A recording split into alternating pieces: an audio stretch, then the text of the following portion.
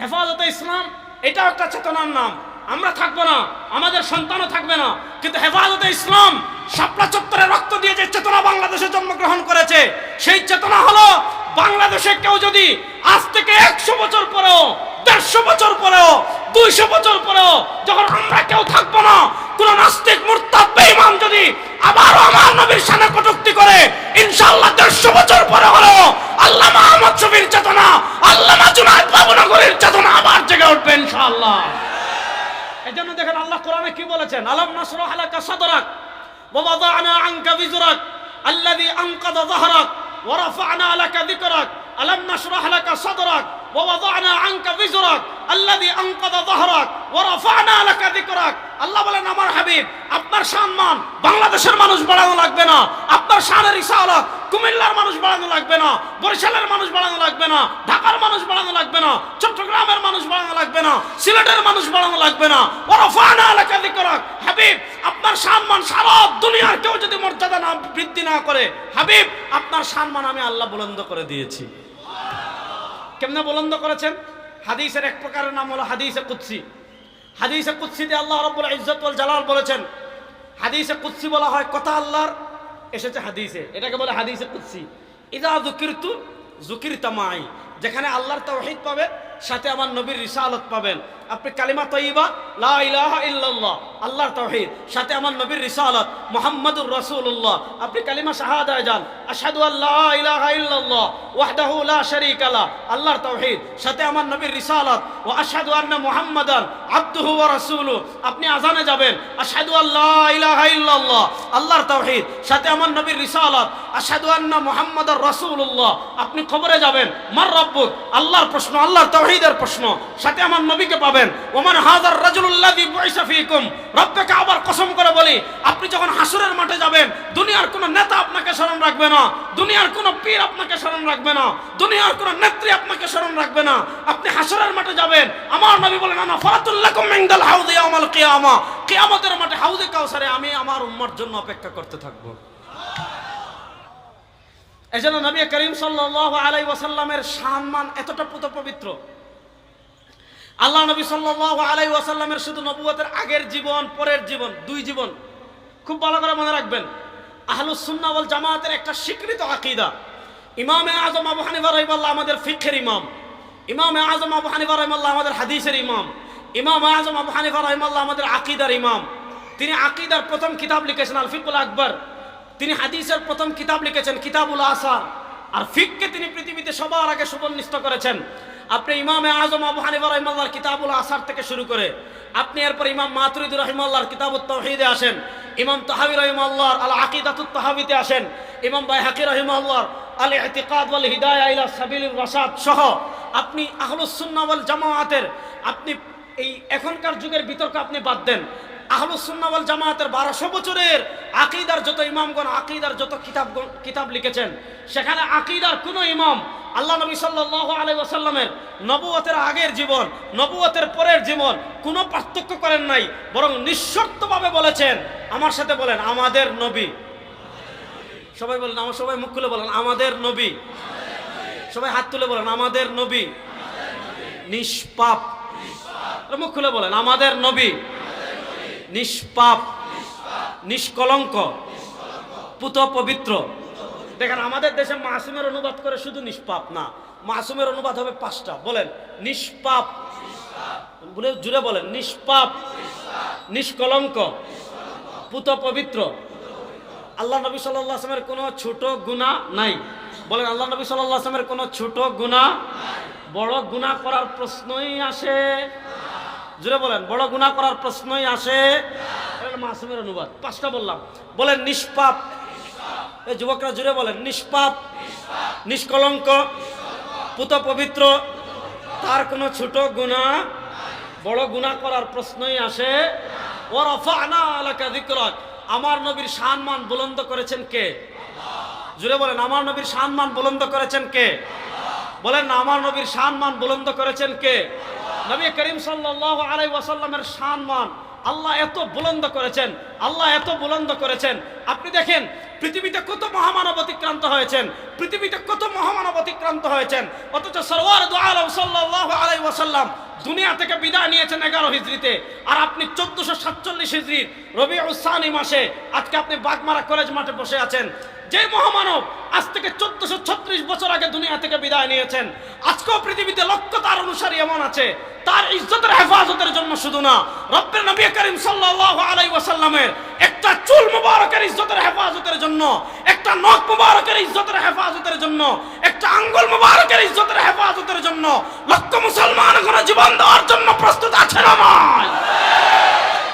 তার সত্তা বাদ দিলাম, তার জাত বাদ দিলাম, আল্লাহ নবী সাল্লাল্লাহু আলাইহি ওয়াসাল্লামের একটা চুল মুবারক, আল্লাহ নবী সাল্লাল্লাহু আলাইহি ওয়াসাল্লামের একটা নখ মুবারক, আপনি দেখেন তার সম্মান আল্লাহ কত বুলন্দ করেছেন, তার সম্মান আল্লাহ কত বুলন্দ করেছেন। পৃথিবীতে এমন কোন সেকেন্ড নাই, পৃথিবীতে এমন কোন মুহূর্ত নাই, পৃথিবীর কোন না কোন প্রান্তে আল্লাহর কোন বান্দা পড়ছে আল্লাহুম্মা সাল্লি আলা মুহাম্মদ, আল্লাহুম্মা বারিক আলা মুহাম্মদ। সরওয়ার দু আলম সাল্লাল্লাহু আলাইহি ওয়াসাল্লাম দুনিয়া থেকে বিদায় নেওয়ার আগে আমাদের সাথে তার সম্পর্ক করে দিয়ে গিয়েছেন। কেমন বলেছেন?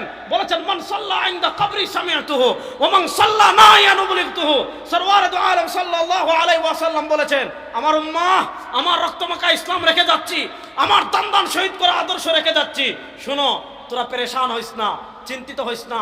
আমার উম্মা যখন বাগমারা থেকে আসবে, আমার উম্মা যখন কুমিল্লা থেকে আসবে, আমার উম্মা যখন লালমাই থেকে আসবে, আমার উম্মা যখন বাংলাদেশ থেকে যাবে, মান সাল্লা ইনদা কবরি সামিআতুহু। সরওয়ার দু আলম সাল্লাল্লাহু আলাইহি ওয়াসাল্লাম বলেন, আমার উম্মা যখন আমার ইশক ও মুহাব্বত হৃদয়ে ধারণ করে আমার রওজার পাশে সোনার মদিনায় আসবে, আর আয়েশা বলবে আসসালাতু ওয়াসসালামু আলাইকা ইয়া রাসূলুল্লাহ, আসসালাতু ওয়াসসালামু আলাইকা ইয়া হাবিবাল্লাহ। সরওয়ার দু আলম বলেন, সামিআতুহু, আমি নিজের কানে শুনতে পাই, আমি নিজের কানে শুনতে পাই। শুনেন, আমাদের শেখুল আরবি ওয়াল আজম এগুলা ঘটনা বললে এখন আমরা এতটা জাহিরপন্থী হয়ে গিয়েছি। আমাদের শেখুল আরবি ওয়াল আজম সৈয়দ হুসাইন আহমদ মাদানী নব্বরাল্লাহু মারকাদাহু, তিনি মদিনায় হাদিস পড়াতেন। তিনি মদিনায় হাদিস পড়িয়ে একদিনকে নবী করিম সাল্লাল্লাহু আলাইহি ওয়াসাল্লাম রওজায় সালাম দিয়েছেন, আসসালাতু ওয়াসসালামু আলাইকা ইয়া জাদ্দি, হে আমার নানা, আমি আপনাকে সালাম পেশ করছি। উপস্থিত যারা ছিলেন তারা শুনেছেন আল্লাহ নবী ইসলামের রওজা থেকে সালামের জবাব চলে আসছে। এরকম কত ঘটনা আছে। আপনারা জানেন যখন হাররার ঘটনা হয়, যখন ইয়াজিদ বাহিনী মদিনা অবরোধ করে, হযরত সাঈদ ইবনুল মুসাইয়্যিবের ঘটনা কত কিতাবে আসছে। যখন হাররার ঘটনা ঘটে, মদিনা অবরোধ, মদিনায় আযান হয় না, হযরত সাঈদ ইবনুল মুসাইয়্যিব বলেন, আমি তখন রাসূল করিম সাল্লাল্লাহু আলাইহি ওয়াসাল্লামের রওজার পাশ দিয়ে যাচ্ছিলাম, আমি শুনতে পাই আল্লাহ নবী সাল্লাল্লাহু আলাইহি ওয়াসাল্লামের রওজা মুবারক থেকে আযানের ধ্বনি আসে। এখন প্রশ্ন হলো, আপনি যখন আল্লাহ নবী সাল্লাল্লাহু আলাইহি ওয়াসাল্লামের রওজা মুবারকের পাশে দাঁড়িয়ে বলবেন আসসালাতু ওয়াসসালামু আলাইকা ইয়া রাসূলুল্লাহ, আজকে এই উম্মাহ কোথায় গিয়েছে? যখন মদিনায় যায় আল্লাহ নবী বলেন আসসালাতু ওয়াসসালামু আলাইকা ইয়া রাসূলুল্লাহ, যখনই আপনি রাসূলের রওজার পাশে দাঁড়িয়ে সালাম দিবেন আল্লাহ নবী নিজের কানে আপনার সালাম শুনতে পান। আর এই উম্মাহ আজকে কোথায় গিয়েছে? রোজার পাশে দাঁড়িয়ে গিয়ে সেলফি মারে, পুলিশ ধরতে চায়। হুজুর আপনি কখন আইছেন? চুপচাপ এসে বসে রয়েছেন দেখি। আচ্ছা, বুঝেন নাই কথা? রোজার পাশে গিয়ে কি করে?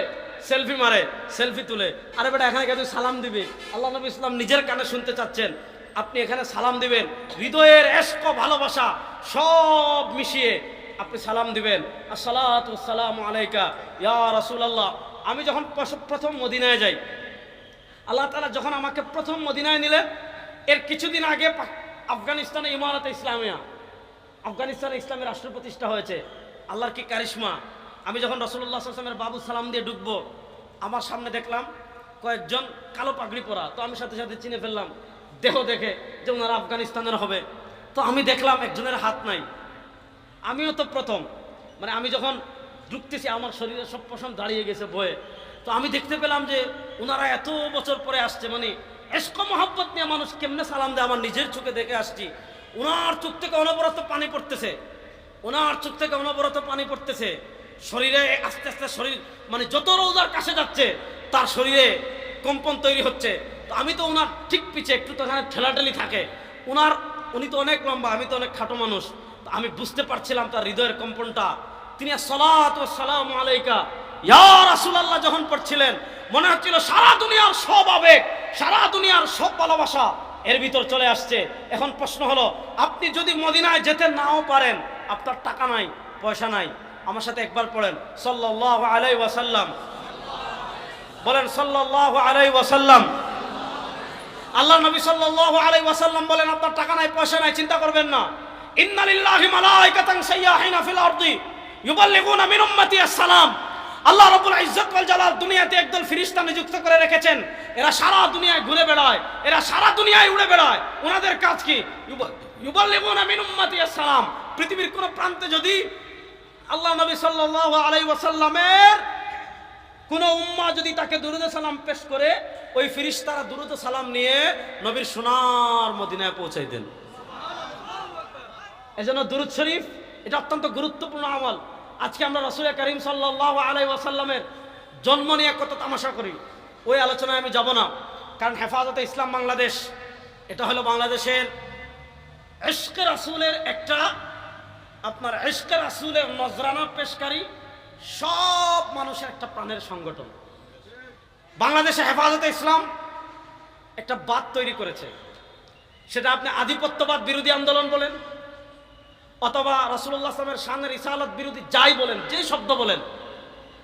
যে ব্লগাররা যখন শাহবাগে বসেছিল, আপনি মনে করেছেন দু চারটা বিরিয়ানি নিয়ে বসেছে, ব্যাপারটা এত সহজ ছিল না। দেখেন আল্লাহ তাআলা কখন কাকে কি কাজে লাগান। আমি একটা ঘটনা পড়েছি আল্লামা মুহাম্মদ শফি রাহিমাহুল্লাহর জীবনীতে, বড়রা আরো ভালো বলতে পারবেন বাস্তবতা। শেখুল আরবি ওয়াল আজম শহীদ হুসাইন আহমদ মাদানী নব্বরাল্লাহু মারকাদাহু সাধারণত ছোট বয়সে কাউকে খেলাফত দিতেন না।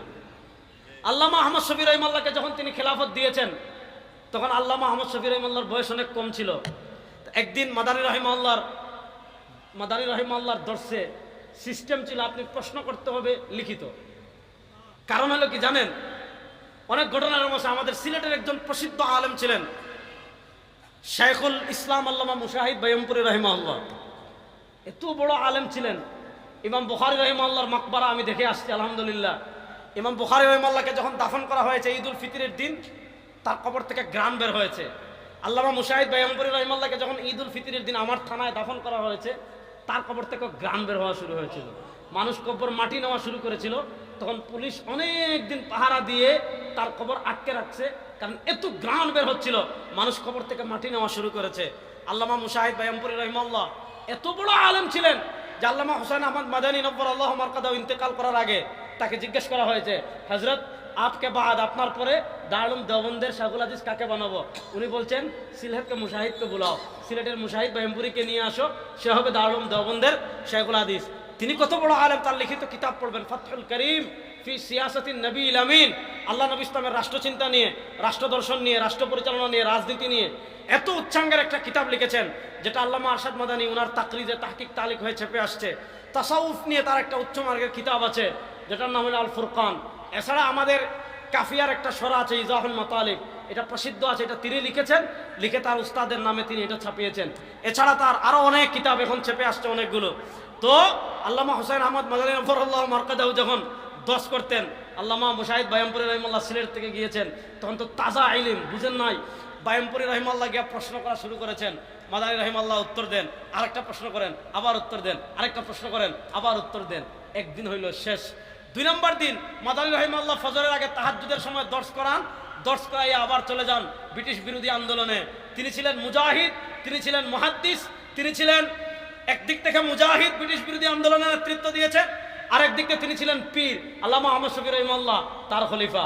আমাদের সিলেটের নুরুদ্দিন গহরপুরী রহমতুল্লাহ আলাইহি, আল্লামা বশির আহমদ শাইখে বাগা, আরও আমাদের বাংলাদেশে আমাদের গ্রামে আমাদের তৃতীয় পুরুষের আগে মুজাহিদ মাদানী রাহিমাহুল্লাহর একজন খলিফা আছেন, উনি জেনারেল শিক্ষিত ছিলেন, হাজি আবরু মিয়া সাহেব।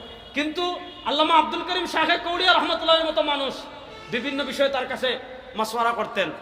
না হলে আবরার, এই কাছাকাছি একটা অক্ষরের ব্যবধান, কথা আরেক দিকে চলে যাচ্ছে।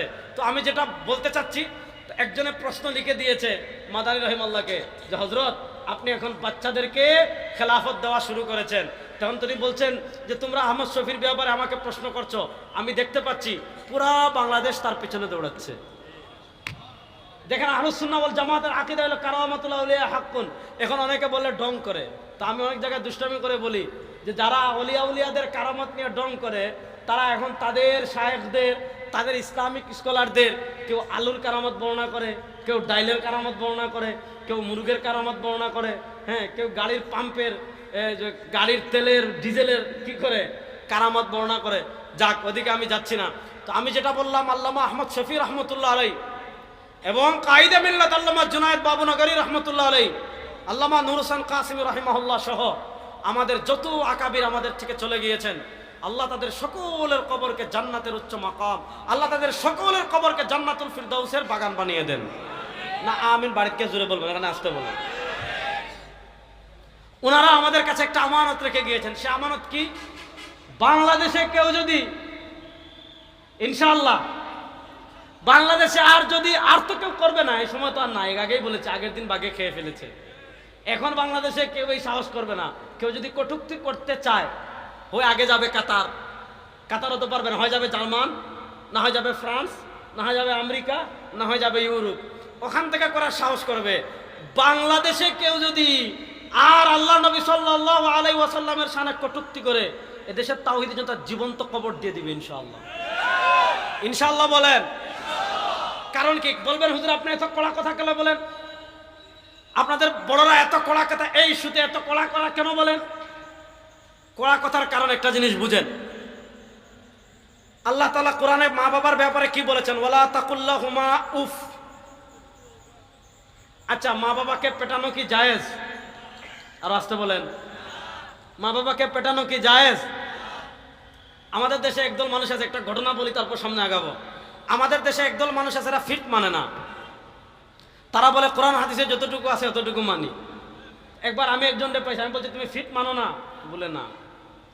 বললাম তাহলে তোমার একটা প্রশ্ন করি। কি প্রশ্ন? আপনি রাস্তা দিয়ে হেঁটে যাচ্ছেন, যাওয়ার সময় দেখলেন এক ব্যক্তি তার বাপরে বান্দা লাঠি দিয়ে পিটাচ্ছে, বেদে লাঠি দিয়ে পেটাচ্ছে। আচ্ছা বলেন তো, কেউ যদি তার বাপের হাত পা বেঁধে লাঠি দিয়ে পিটায়, কাজটা হালাল না হারাম? হারাম। এখন তাকে জিজ্ঞাসা করলেন, ওই তুমি তোমার বাপকে বেঁধে লাঠি দিয়ে পিটাচ্ছ কেন? সে বলল এটা তো কোরআনেই আছে। দলিল কি? আল্লাহ কোরআনে বলেছেন ওয়ালা তাকুল্লাহুমা উফ। হায় বেটা, তোমরা মা বাবার ব্যাপারে উফ বলো না। আমি তো উফ বলতেছি না, আল্লাহ উফ বলতে নিষেধ করেছেন। আল্লাহ তো লাঠি দিয়ে পেটাতে নিষেধ করেন নাই, এজন্য আমি লাঠি দিয়ে পেটাচ্ছি। দলিল ঠিক আছে না? আল্লাহ যেখানে উফ বলতে নিষেধ করেছেন, এর মানে কি উফটা হলো সর্বনিম্ন। যেখানে উফ বলা নিষেধ, সেখানে কি লাঠি দিয়ে পিটানো জায়েজ? এটার নাম হলো কিয়াস, এটার নাম হলো ফিট। যাক, মা বাবাকে উফ বলা নিষেধ কেন? মা বাবার অনেক এহসান আছে আপনার উপর। আপনাকে জন্ম দিয়েছেন, আপনাকে গর্ভধারণ করেছেন, আপনাকে লালন পালন করেছেন, আপনাকে মানুষ বানিয়েছেন, আপনার খাবারের ব্যবস্থা করেছেন, আপনার পোশাকের ব্যবস্থা করেছেন। এজন্য মা বাবার অনেক দাম আপনার কাছে। আল্লাহ তাআলা তাদের আচরণে বিরক্ত হয়ে উফ বলতে নিষেধ করেছেন। এবার দেখেন, আল্লাহ নবী সাল্লাল্লাহু আলাইহি ওয়াসাল্লাম বলছেন, লা ইউমিনু আহাদুকুম হাত্তা আকুনা আহাব্বা ইলাইহি মিন ওয়ালিদিহি ওয়া ওয়ালাদিহি ওয়ান নাসি আজমাইন। মা থেকে, বাবা থেকে, সন্তান থেকে, স্ত্রী থেকে, সবাই থেকে আল্লাহ নবী সাল্লাল্লাহু আলাইহি ওয়াসাল্লামকে বেশি ভালোবাসতে হবে। কেন ভালোবাসতে হবে? মা বাবা আপনাকে দুনিয়া চিনিয়েছেন, মা বাবা আপনাকে লালন পালন করেছেন। এজন্য তাদের যদি এত হক হয়, যিনি আপনাকে জাহান্নাম থেকে বাঁচিয়েছেন, যিনি আপনাকে জান্নাতের পথের দিশা দিয়েছেন, যিনি আপনাকে এমন পথের দিশা দিয়েছেন যেই পথের অনুসরণ করলে আপনি জান্নাতে যাবেন, যেই পথ মানলে আপনি জাহান্নাম থেকে বাঁচবেন। জাহান্নাম থেকে বাঁচা এটা আমরা সবাই চাই, জান্নাতে যেতে আমরা সবাই চাই। জান্নাতের সন্ধান দিয়েছেন আমাদের নবী, জাহান্নাম থেকে বাঁচার সন্ধান দিয়েছেন আমাদের নবী। এজন্য মা বাবার থেকেও আমরা নবীকে বেশি ভালোবাসা আমাদের ঈমান, সন্তান থেকে আমাদের নবীকে ভালোবাসা আমাদের ঈমান, স্ত্রী থেকে আমাদের নবী করিম সাল্লাল্লাহু আলাইহি ওয়াসাল্লামকে ভালোবাসা আমাদের ঈমান। ঠিক না বেটি? এখন প্রশ্ন হলো, আল্লাহ নবী সাল্লাল্লাহু আলাইহি ওয়াসাল্লামের ভালোবাসা কেমনে প্রকাশ করবেন? এটা বলে আমি শেষ করব, ভালো করে বুঝেন। আল্লাহ নবী সাল্লাল্লাহু আলাইহি ওয়াসাল্লামের ভালোবাসা প্রকাশ করতে হবে ইত্তিবায়ে রাসূল। ইত্তিবায়ে রাসূল তথা রাসূল করিম সাল্লাল্লাহু আলাইহি ওয়াসাল্লামের আনুগত্যের মাধ্যমে। দেখেন, আজকে আমরা যারা আমাদের উলামায়ে দেওবন্দ যারা আছেন, আমাদের আকাবির যারা আছেন, তাদের অনেকের দিকে অনেকে আপত্তি করে যে উনারা আশিকে রাসূল না। কেন আশিকে রাসূল না?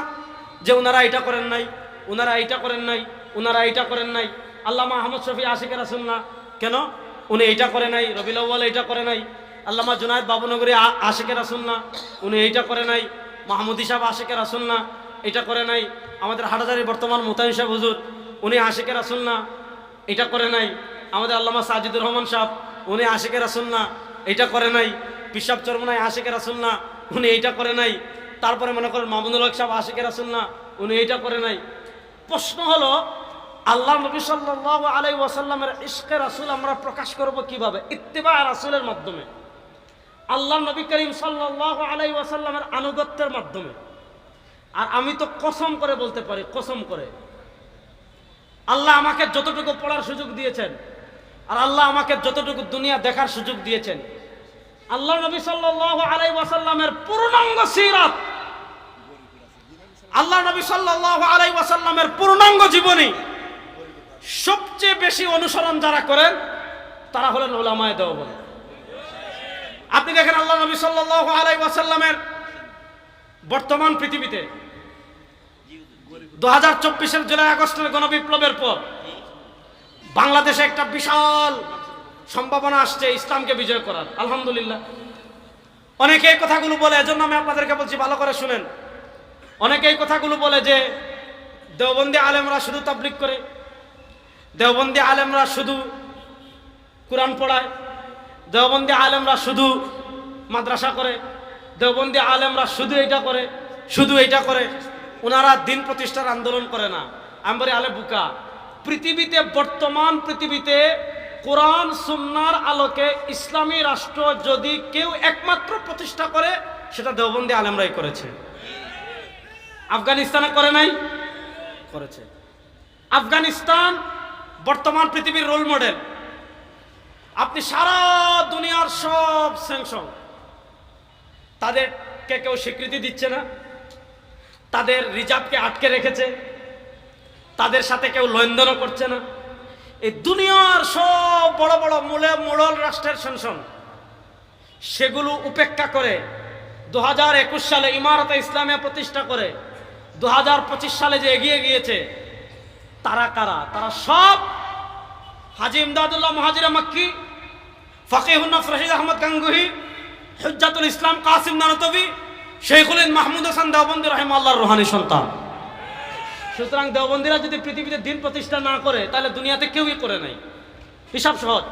আপনি দেখেন আল্লাহ নবী সাল্লাল্লাহু আলাইহি ওয়াসাল্লামের জীবনের সিরাতের একটা পাঠ, রাষ্ট্র পরিচালনা, রাষ্ট্র প্রতিষ্ঠা। হ্যাঁ, এটা বর্তমান পৃথিবীতে একমাত্র করেছে উলামায়ে দেওবন্দ। আল্লাহ নবী সাল্লাল্লাহু আলাইহি ওয়াসাল্লামের অর্থনৈতিক জীবন, সুদবিহীন অর্থনীতি। পৃথিবীতে সুদবিহীন অর্থনীতি বর্তমান পৃথিবীতে একটা রাষ্ট্রে আছে, সেটা হলো আফগানিস্তান। এবং সুদবিহীন অর্থনীতির রূপরেখা পৃথিবীতে যারা জিতছেন, তাদের অন্যতম প্রাণপুরুষ হলেন শেখুল ইসলাম আল্লামা জাস্টিস মুফতি মোহাম্মদ তাকি ওসমানী হাফিজাহুল্লাহ। তিনি আমাদের আকাবির। আল্লাহ নবী সাল্লাল্লাহু আলাইহি ওয়াসাল্লামের ব্যক্তি জীবনের সিরাত আপনি দেখবেন, পৃথিবীতে অনেক বড় বড় ইসলামী সংগঠন পাবেন, অনেক ইসলামের স্কলার পাবেন, যাদের ব্যক্তি জীবনে আল্লাহ নবী সাল্লাল্লাহু আলাইহি ওয়াসাল্লামের সিরাত নাই। আমি তার সমালোচনা করছি না, সেটা তার পার্সোনাল বিষয়। উনি না করলে উনার জবাব আল্লাহর কাছে, উনি উনার জবাব আল্লাহর কাছে দিবে। কিন্তু আল্লাহ নবী সাল্লাল্লাহু আলাইহি ওয়াসাল্লামের ব্যক্তি জীবন আমাদের জন্য আদর্শ, তার পারিবারিক জীবন আমাদের জন্য আদর্শ, তার তালিম আমাদের জন্য আদর্শ, তার তাসকিয়া আমাদের জন্য আদর্শ, তার জিহাদ আমাদের জন্য আদর্শ, তার রাষ্ট্র পরিচালনা আমাদের জন্য আদর্শ। ব্যক্তি জীবনে যারা রাসূল করিম সাল্লাল্লাহু আলাইহি ওয়াসাল্লামের সিরাতকে অনুসরণ করে, আপনি ভারত উপমহাদেশে খুঁজেন, আকাবিরে দেওবন্দ থেকে বেশি কাউকে পাবেন না। চ্যালেঞ্জ দিয়ে বললাম আমি। সামাজিক জীবনে দেখেন আল্লাহ নবী সাল্লাল্লাহু আলাইহি ওয়াসাল্লামের তালিম, আল্লাহ নবী সাল্লাল্লাহু আলাইহি ওয়াসাল্লামের তাজকিয়া, আল্লাহ নবী সাল্লাল্লাহু আলাইহি ওয়াসাল্লামের জিহাদ, আল্লাহ নবী ইসলামের রাষ্ট্র পরিচালনা, সব কিছু আলহামদুলিল্লাহ আকাবিরে দেওবন্দের মধ্যে আছে। এজন্য আমি আপনাদেরকে যেই কথা বলবো, হেফাজতে ইসলাম বাংলাদেশ, এটা বাংলাদেশে একটা বিপ্লবের নাম, একটা সংগঠন না। আমি সব জায়গায় বলি যে এটা একটা সংগঠন না, এটা একটা চেতনা, ইনকিলাব। যেমন দারুল উলুম দেওবন্দ এটা একটা প্রতিষ্ঠান না, এটা একটা ইনকিলাব। আপনি একটা বিশাল মাদ্রাসা করলেন, বিশাল হল করলেন, বিশাল লাইব্রেরি করলেন, বিশাল গবেষণাগার করলেন, বড় বড় থিসিস লেখা হলো, এটা হতে পারে, কিন্তু এটার নাম দেওবন্দি মাদ্রাসা না। দেওবন্দি মাদ্রাসা ডালিম গাছের নিচে হবে, খাবার হয়তো না থাকতে পারে। আবার দেওবন্দি মাদ্রাসা আবার বিল্ডিং হবে হওয়ার বিপক্ষে না, এটা আমি বলছি না, আবার ভুল বুঝেন না। হ্যাঁ, বিল্ডিং হতে পারে। আপনি দারুল করাচিতে হুজুর পড়ে আসছে, জিজ্ঞেস করেন। আপনি আমাদের দেশের ভার্সিটি থেকে উন্নত, দারুল দেওবন্দ এখন বিশাল বিশাল বিল্ডিং হয়ে গিয়েছে, আলহামদুলিল্লাহ, এটা ভালো। কিন্তু বিল্ডিং এর নাম মাদ্রাসা না, দেওবন্দি মাদ্রাসা না। দারুল দেওবন্দ এটা ইনকিলাব। সেটা কি? উম্মার ইমানের হেফাজত। 1857 সালের সিপাহী বিপ্লবের পর যখন এই উম্মাহ আর ব্রিটিশের বিরুদ্ধে সম্মুখ জিহাদ করার সামর্থ্য নাই, তখন আমাদের আকাবিরগণ চিন্তা করেছেন আমরা এখন জিহাদ করতে পারবো না। কিন্তু আমরা যদি জিহাদ করতে না পারি, কিন্তু আমাদের চিন্তাটা তো পরবর্তী প্রজন্মের কাছে পৌঁছাতে হবে। এই পরবর্তী প্রজন্মের কাছে পৌঁছানোর জন্য ডালিম গাছের নিচে একটা ছোট্ট প্রতিষ্ঠান করেছিলেন, যেই প্রতিষ্ঠানের নাম দারুল দেওবন্দ। মাত্র দুজন, এক উস্তাদ এক ছাত্র। মোল্লা মাহমুদ উস্তাদ, মাহমুদ হাসান দেওবন্দি ছাত্র। এক উস্তাদ এক ছাত্র দিয়ে যে মাদ্রাসার সূচনা হয়েছে, সেই মাদ্রাসার প্রথম ছাত্র ছিলেন মাহমুদ হাসান দেওবন্দি রাহিমাহুল্লাহ, যাকে আপনি গুগলে সার্চ দিবেন, উইকিপিডিয়া সার্চ দিবেন, শেখুল হিন্দ লেখে। উনি ব্রিটিশ বিরোধী আন্দোলনে, রেশমি রুমাল আন্দোলনের নেতৃত্ব দিয়েছেন। তার এই প্রথম ছাত্রের ছাত্র কারা দেখেন, তার একজন ছাত্র হলেন ইমামুল আসর আল্লামা আনোয়ার শাহ কাশ্মীরি রহমতুল্লাহ আলাইহি, যাকে যুগের ইবনে হাজার আসকালানি বলা হয়। তার দ্বারা আল্লাহ তাআলা হাদিসের খিদমত নিয়েছেন। তার আরেকজন ছাত্র হলেন হাকিমুল উম্মত আল্লামা আশরাফ আলী থানভী রাহিমাহুল্লাহ, যিনি পাকিস্তান প্রতিষ্ঠার আন্দোলনের নেতৃত্ব দিয়েছেন, তাসাউফের ময়দানে অনেক খিদমত করেছেন। তার আরেকজন ছাত্র হলেন শাইখুল আরবি ওয়াল আজম সৈয়দ হুসাইন আহমদ মাদানী নব্বরাল্লাহু মারকাদাহু। তার দ্বারা আল্লাহ জিহাদের খেদমত নিয়েছেন, সিয়াসতের খেদমত নিয়েছেন, তালিমের খেদমত নিয়েছেন, তাজকিয়ার খেদমত নিয়েছেন। তার আরেকজন ছাত্র হলেন হযরত ইলিয়াস সাহেব রাহমাতুল্লাহ আলাইহি। তার দ্বারা আল্লাহ তাআলা সাধারণ মানুষের ভিতর দ্বীনের তাবলীগের খেদমত নিয়েছেন। এজন্য দারুল দেওবন্দ এটা ইনকিলাবের নাম, একটা চেতনার নাম। ঠিক তেমনি ভাবে হেফাজতে ইসলাম এটাও একটা চেতনার নাম।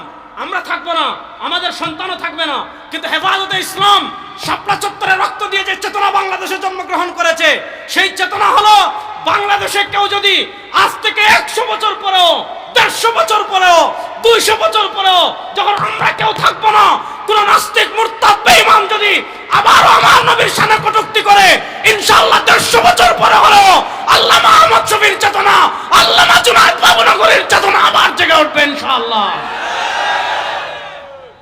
আল্লামা আহমদ শফী রাহিমাহুল্লাহ কি করেছেন? বাংলাদেশের নাস্তিকতার বাদ তৈরি করে দিয়ে গিয়েছেন। সেই বাদের নাম হলো হেফাজতে ইসলাম। আপনি দেখবেন বাংলাদেশে আর 2013 সালের আগে, আমি তো ছোটবেলা থেকে একটু দুষ্ট টাইপের, তো ওই ব্লক টক ওগুলো তখন থেকেই বুঝতাম। আপনি চিন্তা করতে পারবেন না, এখন বাংলাদেশে কেউ কোরআন নিয়ে একটু কটূক্তি করার আগে, হাদিস নিয়ে একটু কটূক্তি করার আগে, দিন নিয়ে একটু কটূক্তি করার আগে, সে জার্মান বসেও করার আগে বিশ্বাস করেন 20 গ্লাস পানি খায়। খায় কি খায় না? আগে মনে হয়তো দেশ তাদের, আমরা ভাড়াটিয়া। এই যে আল্লামা আহমদ শফী রহমতুল্লাহ আলাইহি, আহা কত বড় বুজুর্গ ছিলেন। ওনার মানে শ্বাসে শ্বাসে উনি জিকির করতেন, এত বড় বুজুর্গ ছিলেন। আল্লাহ তাআলা ওনাদেরকে জান্নাতের উচ্চ মাকাম নসিব করেন। আমাদের কাজ হলো কি? পৃথিবীতে কোনো কাজ থেমে থাকে না। ওনাদের দ্বারা আল্লাহ বেশি খিদমত নিয়েছেন, ওনাদের দ্বারা আল্লাহ পরীক্ষা বেশি নিয়েছেন। আমরা আমাদের জায়গা থেকে আমাদের গুনাহ, আমাদের আমলের কমতি, আমাদের নেতৃত্বের অযোগ্যতা, সব কিছুর পরেও অন্তত বাংলাদেশে যেন আর রিসালাতের শানে কেউ কটূক্তি করার সাহস না করে, এই ইস্যুতে দল মত নির্বিশেষে আমরা জমে থাকার চেষ্টা করব তো ইনশাআল্লাহ। আমরা মিলেমিশে থাকার চেষ্টা করব তো ইনশাআল্লাহ। আর যে চেতনা আমাদের বড়রা রেখে গিয়েছেন, আপনি বাংলাদেশের তো এক ঘটনা হেফাজতে ইসলাম আপনারা দেখেছেন। আমি যদি ভারত উপমহাদেশে আমাদের আকাবিরে দেওবন্দ শানে রিসালাত ইস্যুতে কি কি খিদমাত করেছেন, কত আন্দোলন করেছেন, কত সংগ্রাম করেছেন, এগুলা যদি বলা শুরু করে অনেক রাত হয়ে যাবে। যেহেতু প্রশাসন অনুরোধ করেছে আমাদেরকে যে আমাদের এখানে হিন্দুদের পূজা হচ্ছে, তো আমাদের বাংলাদেশ সাম্প্রদায়িক সম্প্রীতির একটা উজ্জ্বল নক্ষত্র। শুনেন, সাম্প্রদায়িক সম্প্রীতি আমাদের কারো থেকে শিখতে হবে না, আমেরিকা থেকেও শিখতে হবে না, ভারত থেকেও শিখতে হবে না, জাতিসংঘ থেকেও শিখতে হবে না। বাংলাদেশের সাম্প্রদায়িক সম্প্রীতি বুঝতে হলে 2005 সালের হাসিনা পালিয়ে যাওয়ার পর দেখেন, আমরা ভয় করেছিলাম যে পলাতক ফ্যাসিস্টরা মন্দিরে আক্রমণ করে বাংলাদেশের সাম্প্রদায়িক দাঙ্গা তৈরি করতে পারে। এজন্য এদেশের সাধারণ মুসলমানরাই তখন মন্দির পাহারা দিয়েছিল। এজন্য আমরা সাম্প্রদায়িক সম্প্রীতিতে বিশ্বাসী। যার যার ধর্ম সে পালন করবে, রাষ্ট্র আছে তাদের নিরাপত্তা দিবে, তারা সম্পূর্ণ নিরাপদে সম্পূর্ণ নির্বিঘ্নে তাদের কি করবে, তাদের পূজা তারা করবে, রাষ্ট্র তাদের সর্বোচ্চ নিরাপত্তা দিবে। যখন ভয় ছিল আমরা পাহারা দিয়েছি, কারণ তখন রাষ্ট্র স্থিতিশীল অবস্থায় ছিল। এখন যেহেতু তারা তাদের পূজা করবে, আমাদের ওয়াজ তো আর সারা বছরই চলে, ওনাদের পূজা সীমিত কিছুদিন। প্রশাসন অনুরোধ করেছে যে আমরা যেন বেশি রাত না করি, এজন্য আর আমি বেশি কথা বললাম না। আল্লাহ তাআলা রাসূল করিম ইসলামের ইশক মোহাব্বত আমাদের হৃদয়ে ধারণ করার তৌফিক দান করুন। আল্লাহ নবী সাল্লাল্লাহু আলাইহি ওয়াসাল্লামের ভালোবাসা ধারণ করে আমাদের সবাইকে কবরে যাওয়ার তৌফিক দান করুন, আমিন। ইন আসাবতু ফামিনাল্লাহ ওয়া ইন আখতাতু ফামিন্নি ওয়া মিনাশ শাইতান। সুবহানাকাল্লাহুম্মা ওয়া বিহামদিকা আশহাদু আল্লা ইলাহা ইল্লা আনতা আস্তাগফিরুকা ওয়া আতুবু ইলাইক। আসসালামু আলাইকুম ওয়া রাহমাতুল্লাহি ওয়া বারাকাতুহু।